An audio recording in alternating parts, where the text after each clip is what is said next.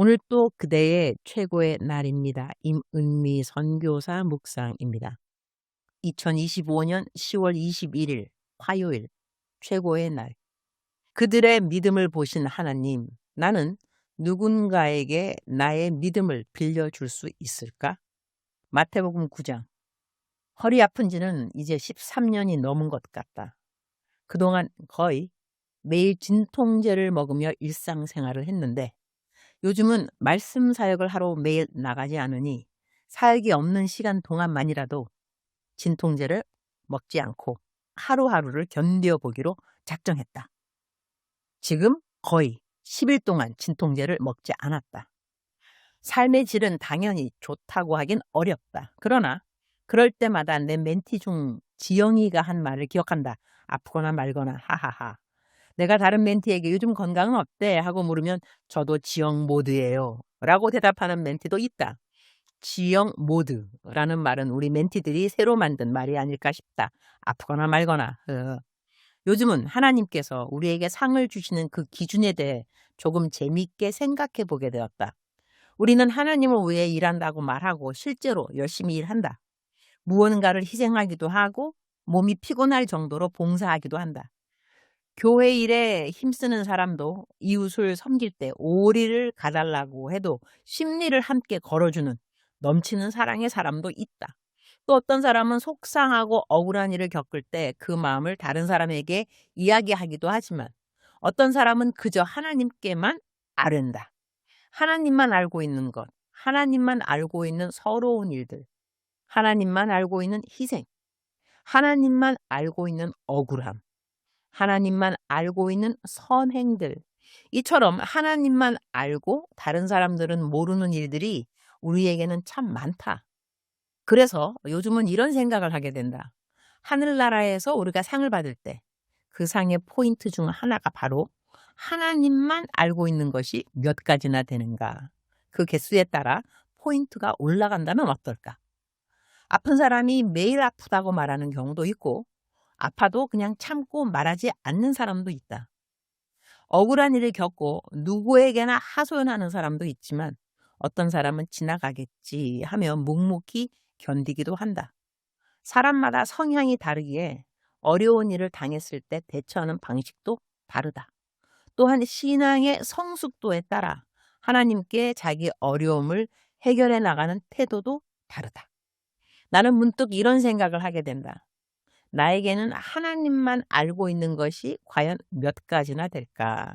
내가 행한 선한 일들, 내가 겪은 어려운 일들, 그 모든 것 가운데 하나님만 알고 있는 일의 가지수. 그것이 많으면 많을수록 하늘나라에서의 상급은 더 많지 않을까? 포인트는 더 올라가지 않을까?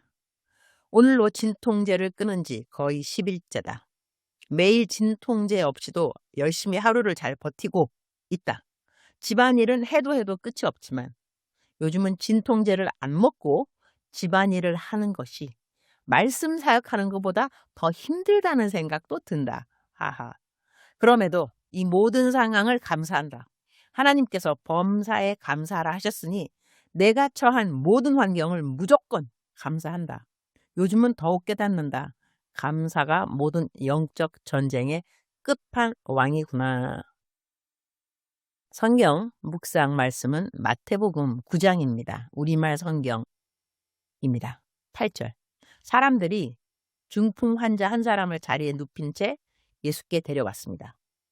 예수께서는 그들의 믿음을 보시고 중풍 환자에게 말씀하셨습니다. 얘야, 안심하여라. 내 죄가 용서받았다. 이 구절을 읽을 때마다 그들의 믿음이라는 그 한마디가 내게는 따스한 위로가 되고 또 큰 격려가 된다. 예수님을 먼저 믿은 사람들은 예수님을 믿지 않는 가족들의 구원을 위해 기도한다. 또 우리들은 살아가면서 병중에 있는 이들을 위해 기도 부탁을 자주 받게 된다. 사람들은 왜 기도 부탁을 하는 것일까? 내게도 믿음이 있지만 때로는 내가 기도를 부탁하는 사람들의 그 믿음을 보시고 하나님께서 내 삶에 응답하시기를 바라는 마음이 있기 때문이 아닐까 생각한다. 우리의 사랑하는 지인들을 위해 중보기도를 부탁할 때 하나님은 나의 기도만이 아니라 내가 기도를 부탁한 그들의 믿음을 보시고 사랑하는 이들의 병을 고쳐주시기도 하신다. 나에게는 친남동생이 둘이 있는데 그중 큰 남동생은 아직 하나님을 개인적으로 만난 것 같지는 않다. 어머니께서 천국으로 이사하시기 전 남기신 유언은 꼭 주의를 성수하라는 말씀이었다. 그때 동생이 그렇게 하겠다고 대답했던 기억이 있다. 나는 지금도 내 동생이 그 약속을 지키는 날이 오리라고 믿는다. 어머니께서는 늘 아들을 위해 이렇게 기도하셨다. 하나님, 우리 아들이 하나님께로 돌아오게 하시되 벌 내리면서 돌아오게 하지 마시고 좋은 일이 많이 일어나서 감사하는 마음으로 하나님께 돌아오게 해주세요. 어떤 사람들은 사랑하는 이가 고난을 통해서라도 하나님께 돌아오기를 바라며 기도하지만 어머니는 늘 좋은 일들이 많아 감사의 마음으로 주님께 돌아오게 해달라고 기도하셨다. 그 기도를 나는 지금도 기억한다. 그래서 나 역시 동생을 위해 기도할 때 어머니의 그 기도를 이어받아 좋은 일이 많이 생겨서 하나님께 감사하고 감동하여 하나님께 돌아오게 해주세요라고 기도한다. 오늘 말씀을 묵상하면서 예수님께서 중풍병자를 고쳐주실 때 그 병자에게 믿음이 있었는지는 알 수 없지만 예수님은 그의 믿음을 묻지 않으셨다. 중풍병자는 말조차 하지 못했을 수도 있다. 그러나 주님은 그를 데리고 온 친구들의 믿음을 보셨다. 오늘은 그 말씀을 깊이 생각해 본다. 하나님께서 그들의 믿음 가운데 어떤 믿음으로 나를 사용하실지, 하나님께서 나의 믿음을 보시고 어떤 사람에게는 구원이 임하고 어떤 사람에게는 재정의 문이 열리고 어떤 사람에게는 관계의 회복이 일어나며 또 어떤 사람에게는 건강이 찾아오기를 기도한다. 하나님이 보시는 그들의 믿음 속에 나의 믿음을 사용하셔서 누군가를 고쳐주시기를 또한 기도드린다. 이 이야기를 성경에 기록하신 이유는 다른 사람들을 위해 중보 기도하는 사람들에게 격려와 힘을 주시려는 뜻이 아닐까 생각한다. 누군가를 위해 기도할 때 우리의 기도가 땅에 떨어지지 않는다는 것을 기억한다면 아직 구원이 임하지 않은 가족들을 위해서도 아직 병이 낫지 않은 이들을 위해서도 또 관계 회복이나 이단에 빠진 가족의 구원을 위해서도 우리는 결코 멈추지 않고 계속 기도할 수 있다. 주님, 오늘 또 최고의 날입니다. 나에게 그들의 믿음을 빌려주는 사람들이 있듯이 나 역시 누군가에게 그들의 믿음 중 한 사람이 되어 그들을 하나님께로 인도하고 그들의 간절한 기도가 응답되는 통로가 되기를 원합니다. 저희의 모든 기도를 들으시는 주님 감사합니다.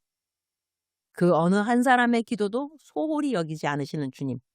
서로를 위해 기도하기를 원하시는 것이 하나님이 우리를 향하신 뜻임을 알게 해주셔서 감사합니다. 주님 사랑합니다. 주님 감사합니다. 오늘 또 우리 주님 저를 보시면서 기쁨을 넘어서 감동을 받으시면 참 좋겠습니다. 외우면 좋은 말씀. 우리말 성경 마태복음 9장 2절. 사람들이 중풍 환자 한 사람을 자리에 눕힌 채 예수께 데려왔습니다.